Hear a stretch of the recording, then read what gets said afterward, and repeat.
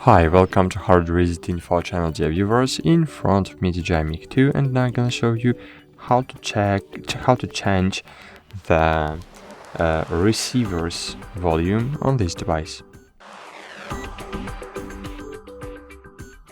So here we have the receiver, and now I'm gonna show you how to change the receiver's volume.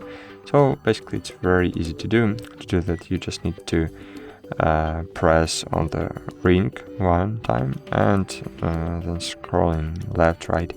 You can change it, but you can do it in more normal way. You just can find receiver settings, then here find receiver gain and just change it to 4, for example. And as you can see here we have +4, so we changed the receiver's gain.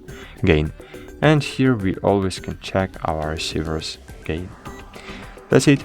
Thanks for watching. Like this video, subscribe to our channel, and bye. See you.